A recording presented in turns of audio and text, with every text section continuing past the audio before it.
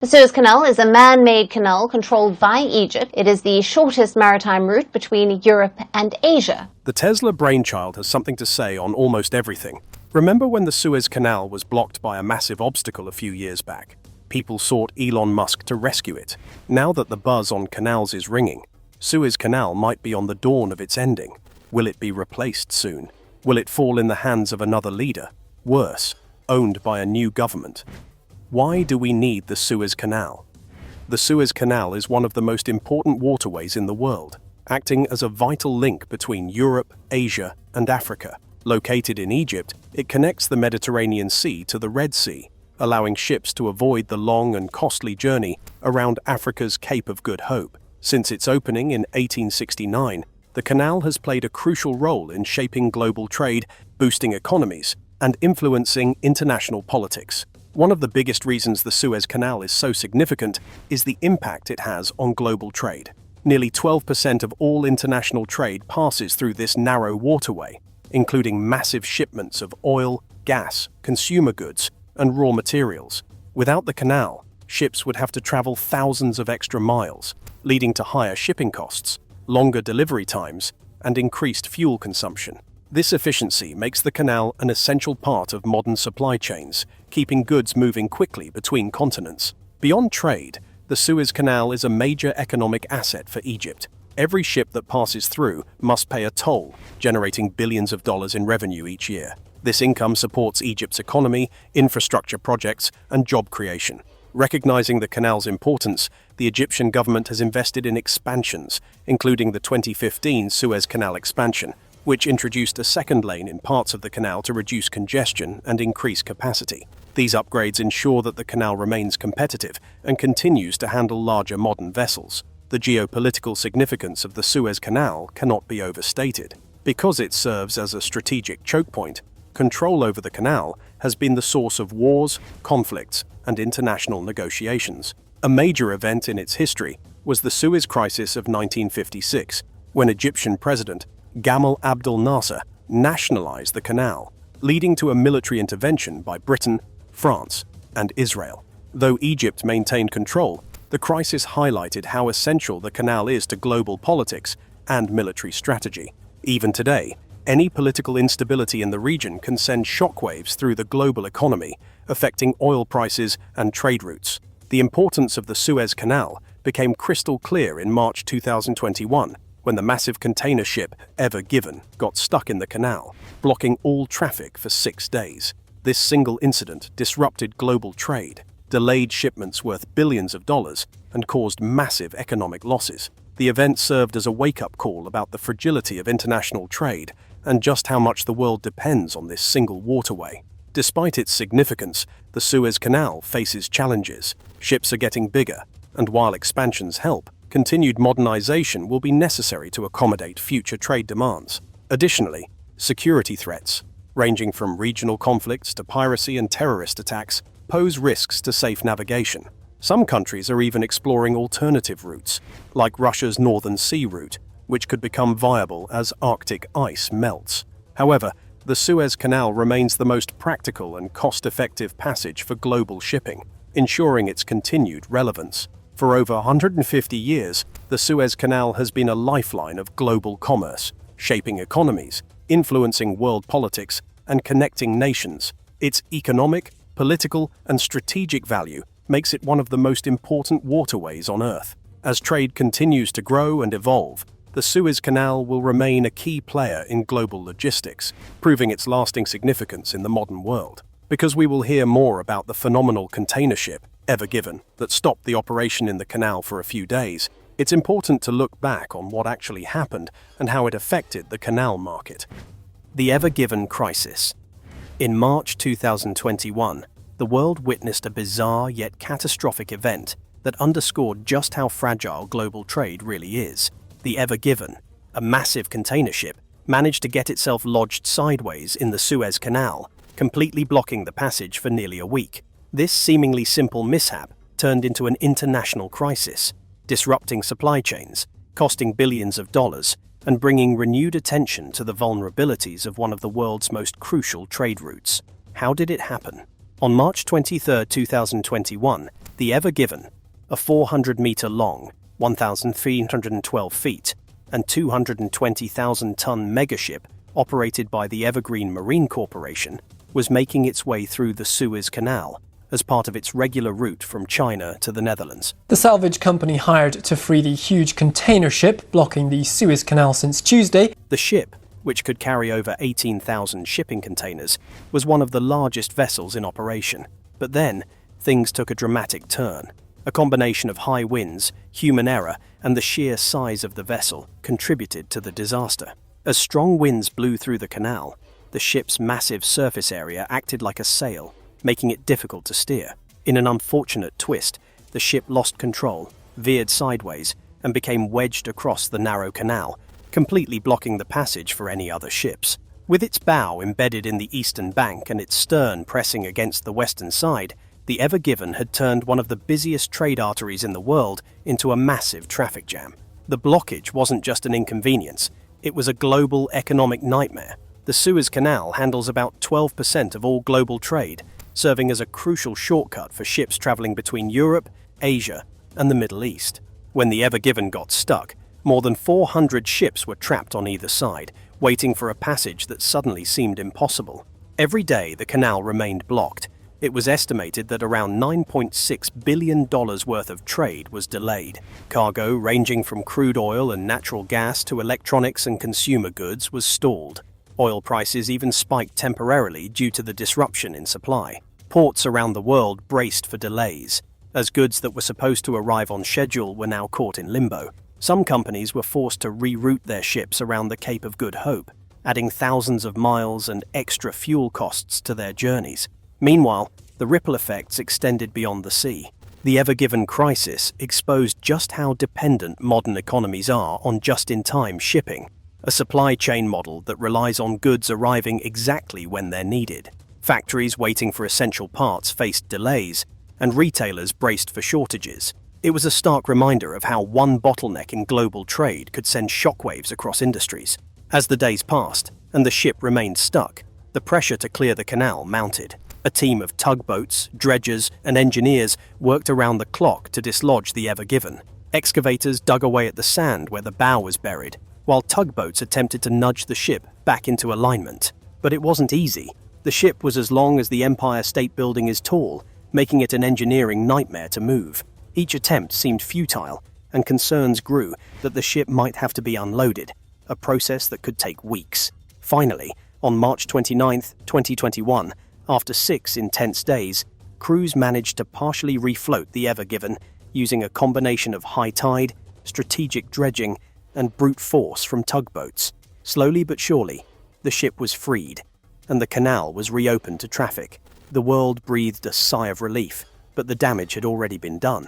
Even after the Ever Given was freed, the drama wasn't over. The Suez Canal Authority, SCA, which operates the canal, quickly seized the ship, demanding compensation for the economic losses and damages caused by the blockage. The initial claim was a staggering $916 million, though it was later reduced after negotiations. For months, the Ever Given remained in Egyptian custody as legal disputes played out between the ship's owners, insurers, and the SCA. Eventually, after a settlement was reached, the ship was released in July 2021, allowing it to continue its journey, long after the rest of the world had moved on. The Ever Given crisis served as a wake-up call for the global shipping industry.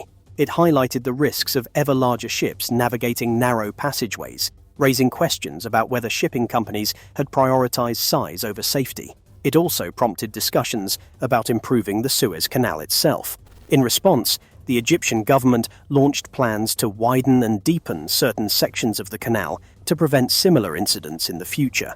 However, experts warn that while infrastructure improvements can help, the fundamental risks, such as human error, weather conditions, and the sheer volume of maritime traffic, remain. The Ever Given saga was one of those rare moments when global trade took center stage in the public consciousness. It was a bizarre yet serious reminder that the movement of goods around the world isn't something we can take for granted. A single ship, lodged in the right place at the wrong time, can cause billions in losses and disrupt economies worldwide. As international shipping continues to grow, the world must find better ways to manage such risks. Whether through technological advancements, better navigation systems, or improvements to major trade routes, the Ever Given incident has left a lasting impact on how we think about the delicate balance of global commerce. And while the world may laugh at the countless memes it inspired, the truth is, this was a crisis that revealed just how interconnected we all truly are. Can we replace the Suez Canal? Let's address the elephant in the room. Does the canal need replacing? For over 150 years, the Suez Canal has been one of the world's most vital trade routes, linking the Mediterranean Sea to the Red Sea and providing a shortcut between Europe and Asia. It has saved ships from making the long and costly journey around Africa's Cape of Good Hope. But recent events, such as the Ever Given blockage in 2021 and increasing geopolitical tensions, have led many to wonder, could a real alternative to the Suez Canal ever be created? The idea of bypassing the Suez Canal isn't new. Some proposals have suggested building an overland rail or pipeline system through the Middle East to transport goods between the Mediterranean and the Arabian Sea. Others have pointed to the Arctic route, which is becoming more viable due to melting ice. However, these options face enormous logistical, financial, and environmental challenges. A railway network would require extensive infrastructure investments and political cooperation, while the Arctic route remains unreliable due to unpredictable ice conditions and limited support facilities. Another concept gaining traction is the possibility of an alternative canal. The most discussed option is a canal through Israel, called the Ben Gurion Canal. It would connect the Mediterranean to the Red Sea via the Negev Desert.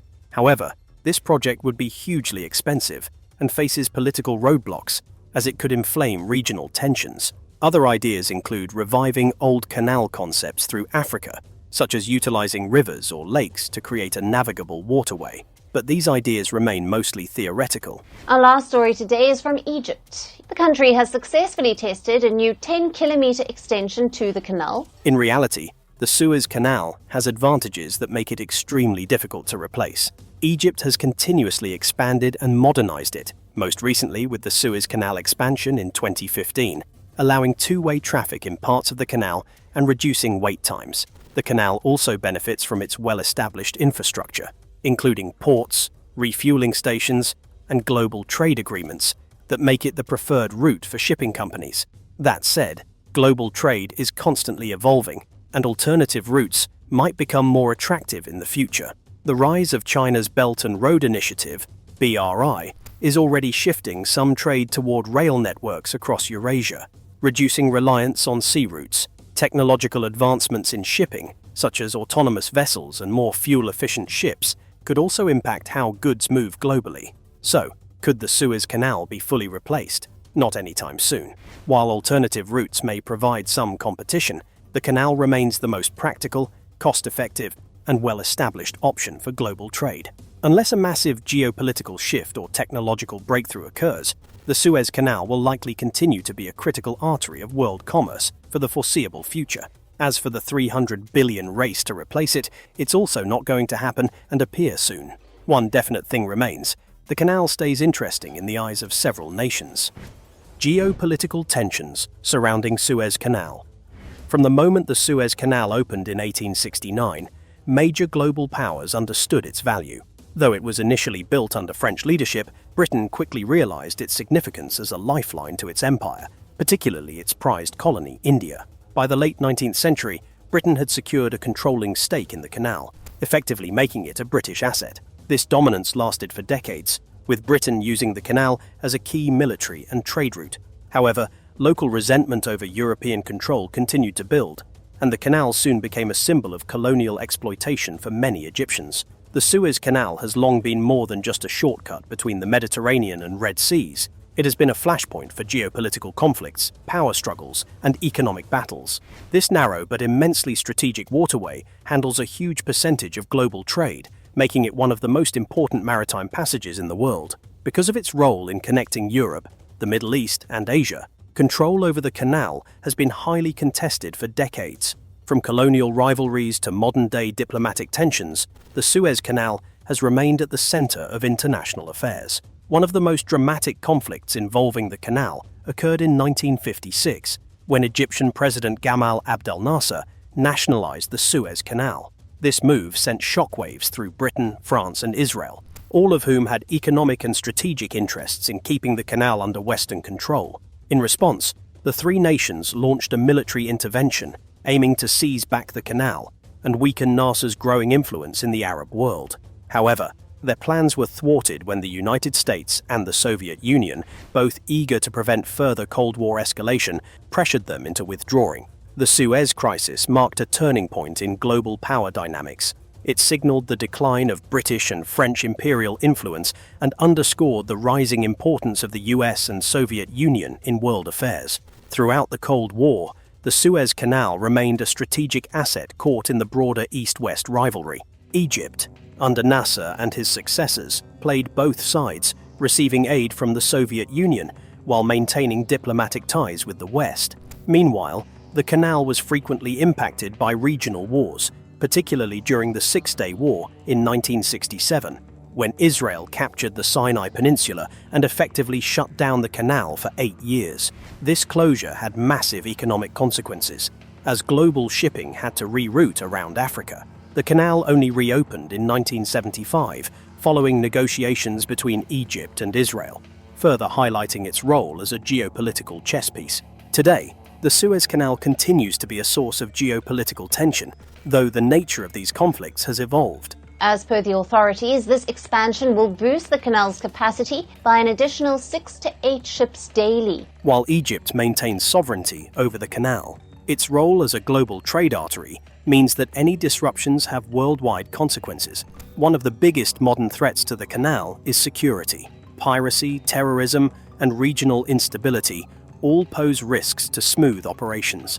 The Arab Spring in 2011 and subsequent political turmoil in Egypt raised fears about potential blockages, and even today, concerns about extremist attacks or sabotage remain. Another major issue is competition for global trade routes. China's Belt and Road Initiative has introduced new infrastructure projects aimed at diversifying trade corridors, potentially reducing the canal's dominance. Meanwhile, tensions between the US, Europe, and Middle Eastern nations over sanctions, military presence, and economic policies continue to shape how the canal is used. Beyond politics, economic factors also play a role in the canal's ongoing tensions. Egypt relies heavily on canal toll revenues, making any disruptions a serious financial issue.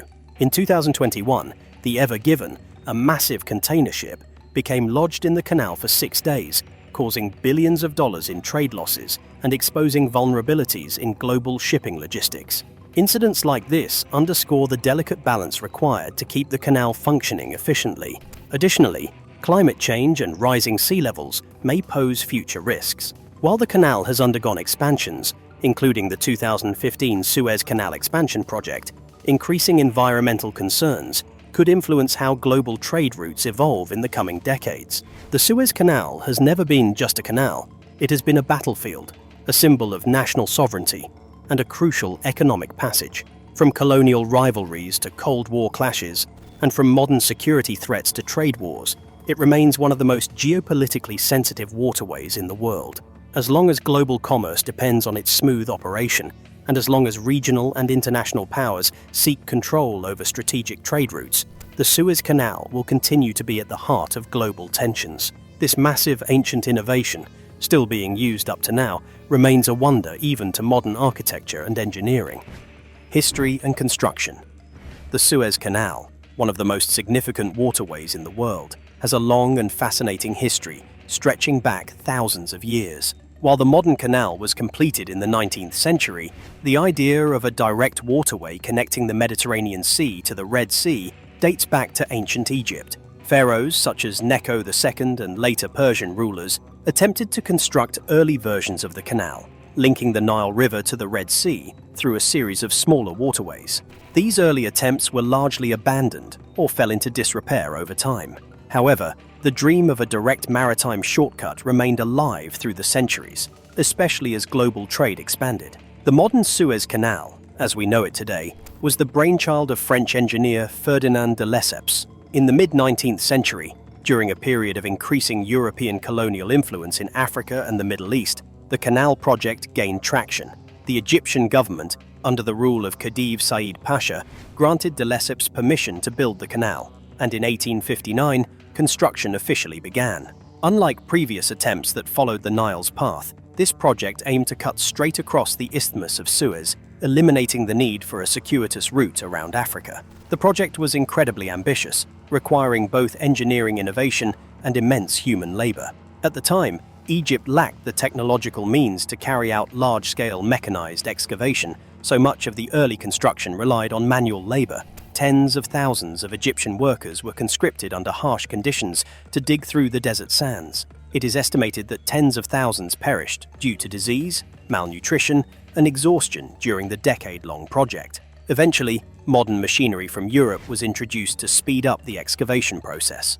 The final stretch of construction was carried out with the use of steam-powered dredgers and mechanical excavators, allowing the waterway to take shape more rapidly. After 10 years of construction, the Suez Canal was officially opened on November 17, 1869, with an extravagant ceremony attended by dignitaries from around the world. The canal was a game-changer for global trade, dramatically shortening the journey between Europe and Asia by eliminating the need for ships to sail around the southern tip of Africa. The economic and geopolitical impact was enormous, as the canal quickly became a vital artery for international commerce. However, its strategic importance also made it a site of political conflict in the years that followed, with various powers vying for control. Over time, the canal underwent several expansions and modernization efforts to accommodate increasing maritime traffic and larger vessels. In 1956, Egyptian President Gamal Abdel Nasser nationalized the Suez Canal, triggering the Suez Crisis, in which Britain, France, and Israel launched a military intervention. The crisis highlighted the canal's global significance and cemented Egypt's sovereignty over the waterway. Today, the Suez Canal remains one of the busiest and most strategically important maritime routes, facilitating billions of dollars in trade annually. Its continued expansion and modernization ensure that it remains a crucial link between East and West, just as it was envisioned centuries ago. The canal, when it finally opened. When the Suez Canal officially opened in November 1869, it was nothing short of a grand spectacle. France had control at the time, and the celebration kicked off on the night of November 15th in Port Said, with a dazzling display of illuminations, fireworks, and a lavish banquet aboard the yacht of Khedive Ismail Pasha, the ruler of Egypt and Sudan. It was a night to impress, with an elite guest list that included some of the most powerful figures of the era. Among them were Emperor Franz Joseph I of Austria, French Empress Eugénie, the Crown Prince of Prussia, and Prince Louis of Hesse. Even across the Atlantic, the opening caught the attention of American natural historian H.W. Harkness, who made the trip to witness the historic event. The next morning, the canal's official blessing took place with both Muslim and Christian ceremonies, symbolizing its international significance. To mark the occasion, a temporary mosque and church were built side by side on the shore, a rare and poignant display of religious harmony at the time. As the sun set, another round of fireworks and celebrations lit up the sky, ensuring that the festivities carried on well into the night. Then, on November 17th, it was time for the first ships to enter the canal. Leading the procession was l'Aigle, the imperial yacht carrying Empress Eugénie, followed by a line of eager vessels, including HMS Newport, which was assigned to survey the canal for the British Admiralty. But as with any ambitious project, there were a few hiccups. It quickly became apparent that the canal's depth in some areas wasn't quite as promised, making navigation tricky. The British captain, George Nares, had his work cut out for him. The convoy made it as far as Lake Timsa, about 76 kilometers, 41 nautical miles south of Port Said, before trouble struck. The French ship Palouse accidentally swung around and got stuck, blocking the passage for everyone behind it. Ships had no choice but to drop anchor in the canal for the night, missing the evening's festivities in Ismailia. Nares, however, wasn't about to sit idle. He ordered his crew to take soundings of the water, found a way around the stranded ship, and managed to reach the lake, earning himself and his crew a well-earned spot at the celebration. The next day, Ismailia became the heart of the party, with a military march past, fireworks, and a grand ball at the governor's palace. On November 19th, the convoy resumed its journey towards Suez, completing the long-anticipated first official transit of the canal. Many of the guests, including royalty, took the opportunity to visit Cairo and the pyramids, where a brand new road had been built just for the occasion. While the opening was a success, the canal faced financial and operational struggles in the early years. The SS Dido, An anchor line ship became the first to sail through the canal from south to north, marking a key milestone. But despite the triumphs, costs had more than doubled from the original estimates, and revenues weren't pouring in as expected. The Suez Canal Company, which managed the project, quickly found itself in financial trouble. To make up for lost revenue, Ferdinand de Lesseps attempted to reinterpret shipping fees, leading to a commercial dispute. This prompted an international commission in Constantinople to step in and establish a standard Suez Canal net tonnage system, which remains in use to this day. Despite the early hurdles, the canal's importance only grew over time, becoming one of the most vital trade routes in the world. Through expansions, political struggles, and modernization efforts, the Suez Canal has remained a cornerstone of global commerce, shaping economies and geopolitics for over 150 years. And for more than a century, the canal has hugely affected the environment in ways no one had expected and predicted. Impact on nature. When the Suez Canal opened, it wasn't just a game changer for global trade. It also created the first ever saltwater connection between the Mediterranean Sea and the Red Sea. You'd think that would have triggered an instant flood of marine life moving between the two seas, but for a while, nature had its own way of keeping things in check. The Bitter Lakes, a series of hypersaline natural lakes in the middle of the canal, acted as a kind of barrier, blocking most marine species from crossing over. But over time, as the salinity in the lakes evened out with that of the Red Sea, the floodgates were effectively opened, and marine species from the Red Sea started making their way into the Mediterranean. Now, the Red Sea is saltier and less nutrient-rich than the Mediterranean, which means that Red Sea species, often referred to as Erythraean species, actually thrive in the milder conditions of the eastern Mediterranean. But the reverse isn't true. Very few Mediterranean species have managed to establish themselves in the harsher Red Sea environment.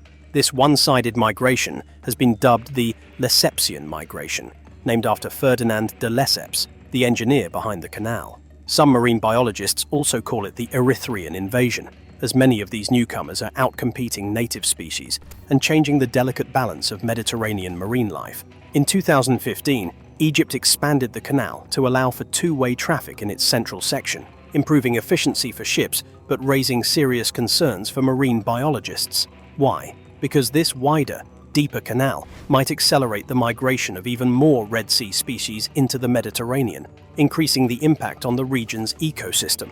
Since the 1880s, species from as far as the Indo-Pacific Ocean have made their way through the canal, settling in the Mediterranean and disrupting local biodiversity. Recent studies have shown that the pace of this invasion is faster than ever.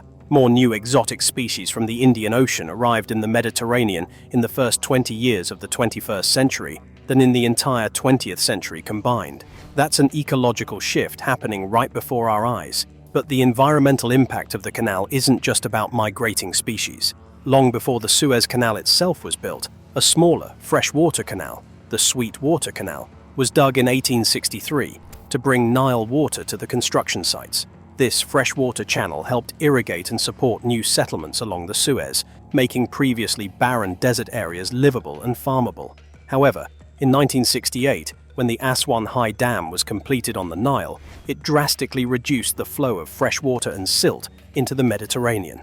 Without the Nile's nutrient-rich sediment replenishing the coastline, the eastern Mediterranean became less fertile, and some marine ecosystems were permanently altered. The Suez Canal may have been designed for ships, but its unintended consequences continue to reshape the natural world in ways no one could have predicted. That's about the Suez Canal for now. We'll see you in the next one.